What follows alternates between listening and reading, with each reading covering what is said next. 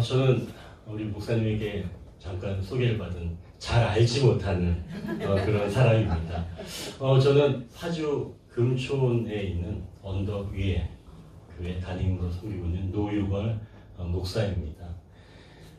강대성 목사님은 좀 전에 말씀 주셨던 것처럼 노회나 총회 차원에서 아주 유명하신 분이에요. 그래서 마을 목회에 대해서 항상 세미나를 하실 때 주강사로 또 섬겨주고 계시는데, 그때 제가 저 끝자리에 앉아서 목사님 그 마을 목회에 대한 이야기를 듣고 굉장히 도전을 받습니다. 그래서 마을 목회 책을 그때는 그냥 하나 주셨어요. 그래서 그걸 읽어보고 두 번째 마을 목회가 답이다라고 하는 책이 나왔다는 이야기를 듣고 열심히 읽었습니다. 그래서 보니까 목사님의 삶의 궤적에 제가 조금 비슷한 면도 있더라고요. 그래서 오히려 더 굉장히 감사한 마음이 들었죠. 그리고 또 우리 화전 벌말교회가 걸어가고 있는 이 마을 목회를 조금 닮아보고자 저희도 마을 목회처럼 그런 사역을 이제 조금씩 감당하게 되었습니다. 이 모든 것이 하나님의 은혜인 줄 믿습니다. 그래서 이제 우리가 이렇게 이 말씀을 통해서 함께 은혜를 나누게 되었는데요. 오늘 우리 여전도회에서 헌신 예배를 드린다는 제가 연락을 받았습니다. 혹시 이번이 헌신 예배 처음인가요? 아니면 작년에도 드렸었나요? 아마도 작년에도 드렸을 줄 압니다. 그럼 작년에도 헌신을 했고 또 이제 올해도 헌신 예배를 하는데 마음속에 헌신은 좀 어떠신가요? 그래, 내가 오늘 올 한 해도 열심히 헌신해서 내가 다시 한번 불끈 우리 교회를 위해서 일어나리라. 여러분 이런 생각 다 가지고 계시나요? 아멘. 다들 그렇게 힘차게 얘기해 주시네요. 너무 감사합니다. 그런데 혹시나 한두 분은 말이 헌신 예배지 사실은 힘이 빠져. 너무 힘들어. 혹시 이렇게 생각하는 분 계시는가요? 그렇다면 오늘 우리가 이 말씀을 통해서 하나님께서 헌신하는 자들에게 어떤 마음을 원하시는지 우리가 그것을 함께 나누기를 원합니다. 자, 그럼 사실은 우리처럼 이렇게 그래, 내가 지금 이제 이게 뭘 할 수 있을까? 이러한 좀 불편한 마음이 들었던 또 다른 사람들이 오늘 본문에 나오는 거예요. 이스라엘 백성들 형편이 딱 그랬습니다. 그들은 3차례에 걸쳐서 포로지에서 고향으로 회복이 되었는데요. 첫 번째 돌아와서는 성전을 지었고, 두 번째 돌아와서는 예배가 회복되었고, 이제 세 번째 돌아오는 그런 시간을 맞이하게 된 건데요. 아니, 성전을 짓고 예배가 회복되었는데도 이들의 삶이 나아지지가 않는 겁니다. 주변 민족들이 쳐들어오면 속수무책 당하기만 하고 그동안 애써 모았던 그 곡식들까지 모조리 빼앗기고 말게 되는 겁니다. 여러분, 이유가 무엇일까요? 그건 바로 성벽이 없었기 때문입니다. 아무리 성전 안에 보물이 가득해도 성벽이 없으니까 대문이 없는 집과 같았던 거죠. 예배는 드리지만 삶의 경계선이 무너져 있었고, 은혜는 받지만 세상의 공격을 받아낼 만한 그런 성벽이 없었던 겁니다. 그래서 늘 제자리였고 삶이 위축되어 있었던 거죠. 하나님은 바로 이 무너진 삶을 다시 세우기 위해 세 번째 귀한 느헤미야를 통해서 무너진 성벽을 재건하기를, 무너진 삶을 재건하기를 원하셨던 것이죠.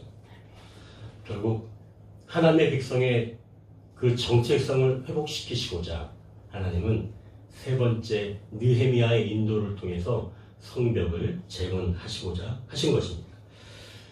성도 여러분, 이제 2026년 하나님이 우리를 통해서, 우리 여전도회와 우리 성도님을 통해서 다시 한번 무너진 삶의 성벽을 재건하시기를 원하십니다. 아멘. 그래야 우리 삶의 진전이 있고 교회가 든든히 설 수 있게 되는 것이죠. 여러분들도 고백하신 것처럼 그렇게 원하시죠? 아멘. 그런데 이 거대한 성벽 이 재건 프로젝트가 어떻게 하면 시작될 수 있을까요?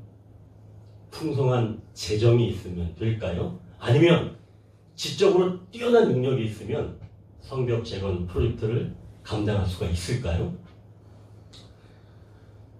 그 시작은 바로 한 사람으로 시작되는 겁니다. 무너진 성벽을 보면서 마음을 쓰는 바로 그 한 사람, 그 한 사람을 통해서 하나님은 무너진 성벽을 다시 세우고자 하십니다. 자, 그렇다면 그 한 사람이 어떤 마음을 가져야 할까요? 이제 이 느헤미야가 페르시아 제국 아닥사스다 왕의 신하가 되어서 수산궁에 있을 때 마침 그의 동생 하나니가 고향의 소식을 전하러 형을 찾아온 겁니다. 아니, 말이 그렇지. 지금 이 동생이 있는 예루살렘에서 이 수산궁까지 거리는 적어도 한 1500km 이상 됩니다. 그렇다면은 서울과 부산을 왕복하고도 한참 더 가야 되는 그런 거리잖아요. 그곳에서 지금 동생이 찾아온 겁니다. 쉽게 올 수 없는 거리였죠. 자, 근데 그때 형이 이 느헤미야가 먼저 동생에게 고향의 소식을 물어보는 겁니다. 느헤미야는 고국에 가본 적이 없는 이민 3세입니다. 그런데도 지금 이 느헤미야가 고국에서 일어나고 있는 상황을 동생에게 먼저 물어보게 되는 거예요. 동생이 말하길 지금 예루살렘은 큰 환난을 당하고 예루살렘 성은 무너지고 성문들은 불탔다 라고 형에게 말해주는 겁니다. 그러자 느헤미야가 어떻게 반응했는지 우리가 한번 4절을 같이 한번 읽겠습니다. 4절입니다. 내가 이 말을 듣고 앉아서 울고 수일 동안 슬퍼하며 하늘의 하나님 앞에 금식하며 기도하여. 여러분, 느헤미야의 모습이 보이시나요? 제가 아까 좀 전에 말씀드렸던 것처럼 이민 3세입니다. 1500km 이상 떨어져 있는 그런 타국, 그리고 자신은 지금 고위직에 있습니다. 삶이 어려운 게 있겠어요? 없겠죠. 넉넉하게 살고 있습니다. 고향의 어려운 소식, 그 소식을 들었다면 아, 그래, 내가 얼마 좀 성금을 보내고 말지. 우리가 보통 이 정도 생각하지 않나요? 아마 그 정도도 좀 잘 생각하는 것일 줄 압니다. 그런데 느헤미야는 성이 불탔다고 하는, 이 성문이 불탔다고 하는 이런 소식을 듣고 주저앉아서 지금 수일 동안 울었다는 말씀입니다. 도대체 이 마음은 무엇을 말하는 걸까요? 바로 불쌍히 여기는 마음입니다. 느헤미야는 그 이름의 뜻처럼 여호와께서 위로하셨다 라고 하는 뜻입니다. 그렇다면 하나님은 어떤 일을 하시기 전에 그 사람이 긍휼히 여길 수 있는 마음, 그 마음을 먼저 갖게 하신다는 거죠. 하나님은 물질을 먼저 채우는 것이 아니라, 머리 좋은 사람을 데려다 붙이는 게 아니라 먼저 어떤 마음이요? 긍휼히 여기는 마음. 하나님은 그 마음을 통해서 무너진 성벽을 세우기를 원하신다는 거예요. 우리 여전도의 회원분들도 긍휼의 마음이 있으시죠? 긍휼의 마음이 없다면 이 졸음이 딱 오기 좋은 이 시간에 여기에 앉아있지 않겠죠. 긍휼의 마음이 있어서 우리 여전도의 회원분들이 이 자리에 앉아있는 줄 믿습니다. 하나님은 바로 그렇게 영혼을 긍휼히 여기고 불쌍히 여기는 바로 그러한 긍휼의 마음을 통해서 일을 하기 시작을 하시는데요. 예수님도 그러셨습니다. 누가복음 19장 41절에 이렇게 말씀합니다.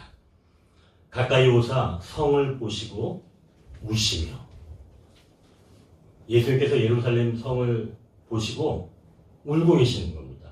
사실은 예수님이 계실 때 예루살렘 성이 무너지지 않았는데 이 성이 나중에 무너질 것을 알고 예수님이 비통히 여기신 거예요. 로마가 쳐들어와서 이 성이 무너질 것을 아시니까 불쌍히 여기신 겁니다. 불쌍히 여길 때 일이 시작된다는 거예요. 느헤미야가 고국 땅에 있는 사람들을 긍휼히 여기면서 회복이 시작되었다면 예수님께서 우리 인류를 불쌍히 여기셔서 구원이 시작된 줄 믿으시길 바랍니다. 아멘. 긍휼히 여기는 마음이 먼저 있다는 거죠. 헌심을 다짐하는 우리 성도 여러분, 우리 성도님들의 마음에 긍휼의 마음이 가득 차시길 주님의 이름으로 축원합니다. 아멘. 바로 긍휼의 마음이 시작임을 꼭 기억하십시오. 아멘. 그래서 하나님은 우리에게 긍휼의 마음을 주시는데요. 아마 이런 거겠죠. 자꾸 뭔가 마음이 쓰이고 또 그 사람이 생각나고 또 그 일을 생각하면 내 마음이 찡한 것. 그런 게 바로 긍휼의 마음이겠죠. 그렇게 마음이 든다면 주님이 이 마음을 주시는구나 여기시면 좋은 줄 믿습니다. 아멘. 이렇게 하나님은 하나님의 일을 하실 때 재원이나 똑똑한 머리가 아니라 불쌍히 여기는 긍휼의 마음을 먼저 주신다는 말씀입니다. 자, 이제 그렇다면 우리가 긍휼의 마음이 있으면 그래 빨리 달려가서 내가 일을 감당해야지 달려가면 될까요? 느헤미야는 긍휼의 마음을 들고 바로 현장으로 달려간 게 아니었어요. 그들을 어떻게 도울지 느헤미야가 긍휼의 마음을 가지고 시작한 게 바로 무릎을 꿇고 기도하기 시작한 겁니다. 불쌍히 여기는 그 마음이 사명이 되려면 반드시 무릎을 꿇고 기도하는 그런 과정이 있어야 한다는 거예요. 이제 한번 6절을 한번 보십시오. 6절을 같이 한번 읽겠습니다. 이제 종이 주의 종들인 이스라엘 자손을 위하여 주야로 기도하오며 우리 이스라엘 자손이 주께 범죄한 죄들을 자복하오니 주는 귀를 기울이시며 은을 여시사 종의 기도를 들으시옵소서. 나와 내 아버지의 집이 범죄하여. 지금 느헤미야가 기도하죠. 느헤미야가 지금 이스라엘의 죄를 자복하며 이렇게 고백하는 거예요. 나와 내 아버지의 집이 범죄하여. 여러분, 이것이 곧 섬기는 자의 마음입니다. 느헤미야는 지금 이스라엘의 죄가 자기 자신과 자기의 집의 죄라고 고백하고 있어요. 설교 첫머리에 말씀드린 것처럼 느헤미야는 지금 포로로 잡혀온 사람들을 조상으로 그리고 이민 3세입니다. 자, 그렇다면 포로 생활을 시작한 그 조상들의 후손인데 느헤미야가 무슨 죄가 있을까요? 그는 느헤미야는 이 이스라엘의 죄라고 하지 않고 자기와 자기 집의 죄라고 말한 겁니다. 우리가 바로 이 부분을 눈여겨봐야 한다는 거죠. 우리가 흔히 공동체에 문제가 생겼을 때 우리가 이야기하기를 이건 누구 때문이야? 라고 좌표를 딱 찍고 이야기를 하죠. 범인을 찾고 비판한다는 겁니다. 나는 그 문제로부터 자유하고 깨끗하다는 것을 증명하고 싶은 거죠. 하지만 진정으로 섬기는 자는 그 문제가 생기면 누구 때문이야? 라고 하지 않고 오히려 이게 나의 죄 때문이구나. 내가 무슨 직접적인 책임 그런 것은 없지만 사실은 그 공동체의 무너짐을 남의 탓으로 돌리지 않는다는 겁니다. 그러면서 지금 우리가 무너진 것은 바로 나의 죄 때문입니다. 라고 하는 이 연대의식, 이 중보의 마음이 있을 때 하나님은 그 사람을 통해서 재건의 역사를 시작하신다는 것이죠. 여러분, 이것이 바로 진정으로 구원의 한 배를 탄 아름다운 성도의 삶의 모습이 아닐까요? 나만 거룩하고 문제만 없으면 괜찮다라고 하는 것이 아니라 내 동료, 우리 성도가 무너졌을 때 그 일은 곧 나의 문제예요. 내 죄라는 마음이 있어야 한다는 것입니다.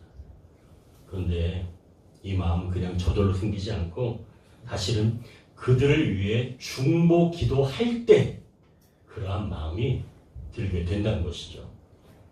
그러니 기도하다 보면 내가 좀 더 기도하지 못했구나. 내가 좀 더 사랑하지 못했구나. 그런 마음이 든다는 겁니다. 자, 성도 여러분, 이렇게 긍휼의 마음이 들 때 하나님께 무릎을 꿇고 기도하기 시작하면 그 사람의 문제가 그 사람의 죄가 아니라 오히려 그것이 우리 모두의 문제구나, 우리 모두의 죄구나 라고 하는 것을 느끼게 되면서 그때부터 가슴이 끊어지는 듯한 그런 아픔이 밀려오기 시작합니다. 여러분, 그러나 이 기도만으로는 안 됩니다. 이 아픔과 눈물로만은 안 된다는 거예요. 그 사람이 불쌍하고 그 사람의 문제가 곧 나의 문제라는 인식은 출발점은 될 수 있습니다. 그러나 이것만으로는 분명히 안 됩니다. 전혀 다른 것이 있어야 해요. 진정한 중보 기도의 힘은 바로 여기에 있는데요. 8절 9절을 우리가 한번 같이 읽겠습니다. 옛적에 주께서 주의 종 모세에게 명령하여 이르시되 만일 너희가 범죄하면 내가 너희를 여러 나라 가운데 흩을 것이요 만일 내게로 돌아와 내 계명을 지켜 행하면 너희 쫓긴 자가 하늘 끝에 있을지라도 내가 거기서부터 그들을 모아 내 이름을 두르고 택한 곳에 돌아오게 하리라 하신 말씀을 이제 청하건대 기억하옵소서. 아멘.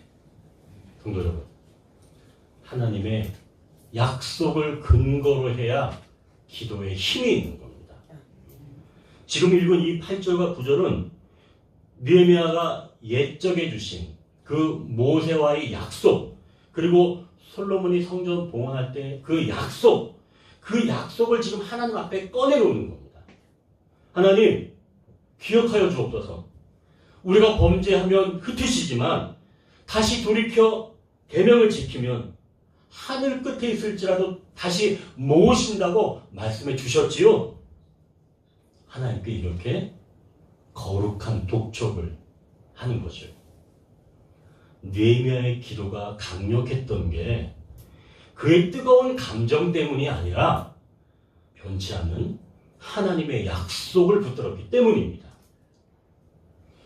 어떤 자선단체 이 대표가 북한에 큰 홍수가 나서 많은 아이가 굶고 있다는 이야기를 듣고 나서 마음에 큰 감동이 밀려오기 시작했습니다. 그래서 바로 은행에 찾아갔습니다. 북한 어린이들을 돕기 위해서 100억이 필요합니다. 저희 단체에 100억을 주십시오. 여러분, 만약에 은행에 이렇게 요구를 한다면 은행이 어떻게 반응할까요? 그러세요. 100억 여기 있습니다. 이렇게 줄까요? 저는 그런 은행은 못 봤어요. 그런 은행은 없습니다. 하지만 만약 이 사람이 은행이 발행한 수표를 다시 내고 요구를 한다면 그때는 은행에서는 거절할 수가 없습니다. 자기네가 발행한 수표이기 때문에 그 사람이 말을 못하든 행색이 남루하든 그건 아무런 상관이 없습니다. 약속의 수표만 있으면 그들은 다 지급한다는 거죠. 기도는 내 감정을 내미는 것이 아니라 하나님이 발행하신 그 약속을 내미는 것이며 하나님은 그 약속에 응답하시는 줄 믿습니다. 아멘. 오늘 헌신 예배를 드리는 우리 여전도의 회원도 이처럼 하나님의 약속을 붙들고 기도하시기를 주님의 이름으로 축원합니다. 아멘. 2020년 한 해 동안 교회를 여러분들이 기도로 세워나가실 때 내 감정, 내 열심, 이것이 동력이 아닙니다. 오히려 하나님의 약속이 여러분들의 동력이 되어야 하는 줄 믿습니다. 아멘. 그러니 하나님의 약속을 펼쳐들고 주님, 약속하신 대로 우리 이 화전 벌말교회를 든든하게 또 세워 주옵소서. 아멘. 하나님께 이렇게 요구하십시오. 거룩한 이 독촉이 하나님께서 응답하시는 그런 약속이 되는 줄 믿습니다. 아멘. 자, 이렇게 하나님께서 우리에게 일을 맡기실 때 우리에게 마음의 감동을 주셔서 긍휼하게 여기게 하시고, 그리고 무릎을 꿇어 기도할 때 이것이 나의 죄구나 라고 하는 마음이 들게 하시면서 동시에 약속을 붙들고 기도한다면 하나님께서 응답해 주시는데요. 자, 이제 이렇게 기도하면 과연 어떤 일이 일어날까요? 이제 11절 한번 보십시오. 11절 보니까 거의 마지막에 이렇게 기록하고 있습니다. 오늘 종이 형통하여 이 사람 앞에서 은혜를 입게 하옵소서. 여기서 지금 이 사람, 이건 누구를 이야기할까요? 바로 페르시아의 왕 아닥사스다를 이야기하는 겁니다. 여러분, 그렇다면 지금 느헤미야는 이 문제를 풀 키를 가지고 있는 사람이 아닥사스다 왕이구나 라고 하는 것을 알았다는 거죠. 여러분, 기도가 깊어지면 내 삶의 문제에 키를 주고 있는 사람이 누구인지 인식하게 된다는 겁니다. 여러분, 기도에 깊어지십시오. 어떤 사람이 그 키를 들고 있는지 하나님께서 일러주신다는 거예요. 느헤미야는 성벽 재건의 허가권을 가진 그 왕의 마음을 움직여야 한다는 점을 인식하게 되었다는 거죠. 그런데 놀라운 것은 이 아닥사스다 왕에 대해서 뭐라고 표현했다는 거예요? 이 사람, 이 위대하신 왕이라고 이야기하지 않고 이 사람이라고 이야기를 했습니다. 기도하다 보면 세상에 커 보였던 게 작아 보이는 거예요. 두려웠던 게 평범하게 보이는 겁니다.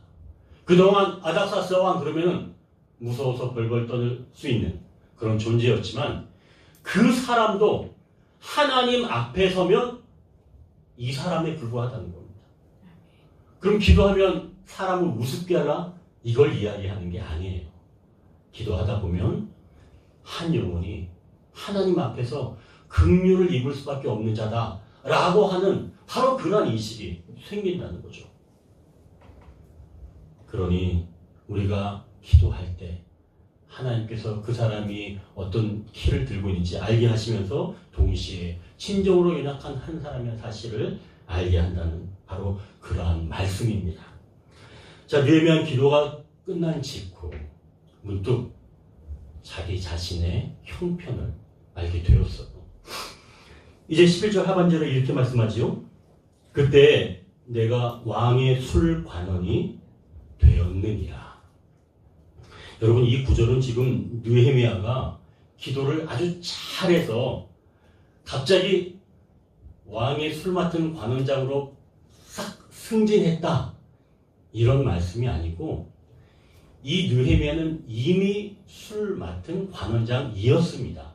그런데 기도를 하다 보니까 내 직임이 지금 술 맡은 관원장이구나 라고 하는 사실을 정확하게 인식하게 되었다는 거예요. 그러니 기도하고 나면 비로소 내 자리, 내 위치, 내 존재가 인식되기 시작했다는 것이죠. 하나님이 나를 이 높은 자리에 앉히신 이유가 바로 이 때를 위함이었구나 라고 하는 것을 알게 된다는 거죠. 여전도의 임원으로 또는 부도장으로 하나님께서 세우신 이유를 기도하다 보면 그래서 나를 이 자리에 세우셨구나, 이것들을 알게 된다는 거예요. 성도 여러분, 이건 사실은 느헤미야만의 이야기가 아닙니다. 에스더서에 나오는 에스더는 이 유다 민족이 몰살당할 위기에서 자신이 왕후라는 사실이 오히려 두려웠습니다. 그때 이 사촌 오빠 모르드게가 그녀에게 이렇게 이야기를 했는데요. 그 이야기가 그녀의 인생을 바꾸게 되었죠. 내가 왕후의 자리를 얻은 것이 이 때를 위함이 아닌지 누가 알겠느냐. 성도 여러분, 에스더는 왕후가 된 것이 그저 자기 복인 줄 알았죠.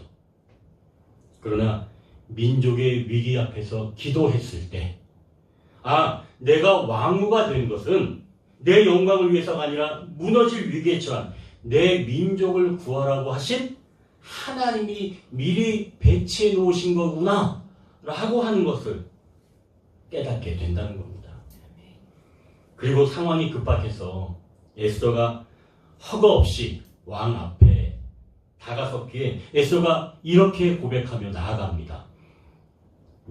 내가 죽으면 죽으리이다. 중보기도를 통해서 에스더는 결국 자기 자신의 직분을 알게 되었고, 그래서 죽기를 각오하고 나갔을 때 민족이 살아났다는 말씀이지요. 여러분, 우리에게 주신 직분도 바로 이 때를 위함인 줄 믿으시길 바랍니다. 아멘. 이게 바로 기도의 응답이라는 거예요. 기도는 없던 능력을 받아내는 것이 아니라 나에게 주신 재능, 나에게 주신 직분이 무엇을 위한 것인지 발견하는 시간이라는 것입니다. 2020년 한 해 여러분에게 주신 이 직분을 결코 짐처럼 여기지는 마십시오. 하나님은 여러분을 통해서 교회의 성벽을 든든히 세우시려고 이미 여러분을 이 자리에 세워두신 줄 믿습니다. 아멘. 우리가 기도에 무릎을 꿇을 때 교회, 가정, 일터가 하나님의 성벽을 재건하는 바로 선교지가 되는 줄 믿습니다. 아멘. 이 때를 위함이 아니냐. 사실 우리가 긍휼의 마음을 가진다는 것, 그건 사실 우리의 마음이라기보다는 성령께서 우리에게 주시는 마음이지요. 우리가 사실은 누군가를 긍휼히 여기기 어렵잖아요. 얼굴 한번 보면은 긍휼한 마음이 사라지지 않나요? 멀리 떨어져 있을 때는 긍휼의 마음이 생기다 하도 얼굴만 보면 우리는 긍휼이 사라집니다. 저만 그런가요? 아마 몇 분도 그럴 줄 압니다. 그러니까 우리는 긍휼의 마음 갖기가 그만큼 어렵다는 거죠. 그런데 어느 틈엔가 긍휼의 마음이 생긴다면 이것은 성령님께서 주시는 마음인 줄 믿습니다. 아멘. 그리고 그때 우리가 기도의 자리에 갈 수가 있다는 것이죠. 기도할지도 사실은 내가 감당하기 어렵습니다. 성령께서 기도를 밀어주셔야 우리가 또 기도할 수가 있지요. 여기까지만이라도 우리가 해보시기를 축원합니다. 아멘. 긍휼히 여겨주시고 기도하는 자리까지 하나님은 여러분이 그렇게 몸을 움직여서 그 자리에 있기를 원하시는 줄 믿습니다. 아멘. 하나님께 사랑하시는 성도 여러분, 우리가 오늘 느헤미야의 이야기를 들었지만 우리가 느헤미야처럼 행동하기는 정말 어렵습니다. 높은 관직을 버리고 무너진 성벽을 재건하려고 모든 것을 바칠 그런 영적 용기는 적다는 거죠. 그렇다면 이 느헤미야의 이야기는 우리가 그냥 여전도의 헌신예배 한번 듣는, 읽어보는 그런 말씀일 뿐일까요? 아닙니다. 이 느헤미야의 이야기는 곧 우리 주님의 이야기입니다. 주님은 우리의 삶의 모습을 보시고 안타까워하셨습니다. 성전을 세웠고 예배는 드렸지만 여전히 무너진 성벽처럼 여기저기 쳐들어오는 공격에 쉽게 무너지는 우리의 삶에 주님은 마음 아파하십니다.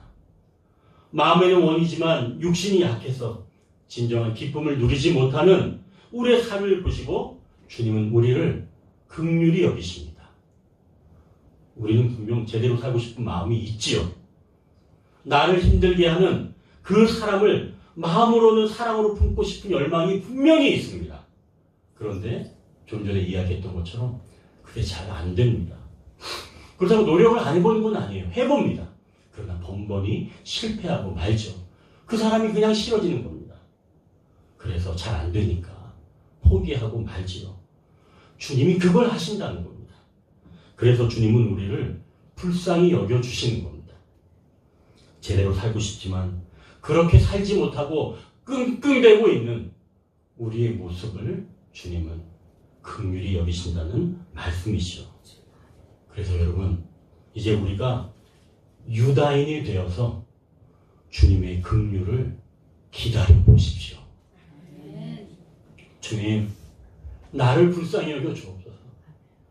정말 신앙인답게 살고 싶은데 내 삶의 성벽은 무너졌고 내 마음의 문은 불타 그을렸습니다. 주님은 그럴 때 우리의 신음소리를 들으시고 진정한 느헤미야가 되셔서 우리를 찾아오시는 줄 믿으시길 바랍니다. 아멘. 그리고 여전히 우리의 중보자가 되어주셔서 말할 수 없는 탄식으로 우리를 위해 친히 간구하고 계시는 줄 믿으시길 바랍니다. 아멘. 여러분, 이러한 주님의 마음을 아실 때 이제 우리도 느헤미야처럼 나도 조금 한번 살아볼까? 라고 하는 그런 영적 도전을 꿈꾸시길 바랍니다. 아멘. 사랑하는 성도 여러분, 지금 우리에게 주신 그 직임을 기억하시고 내가 이 때를 위함이 아니냐 라고 고백하시면서 하나님이 세워가시는 것을 경험하시는 모든 여전도의 회원이 되시기를 주님의 이름으로 축원합니다. 아멘. 말씀을 정리합니다. 하나님은 무너진 성벽을 재건하기 위해서 재정이나 뛰어난 지적 능력이 아니라 긍휼의 마음을 원하십니다. 그때 우리는 무릎을 꿇고 기도하며 그의 죄가 아니라 그것이 곧 나의 죄임을 고백하고 하나님의 약속을 붙들고 하나님께 나아갑니다.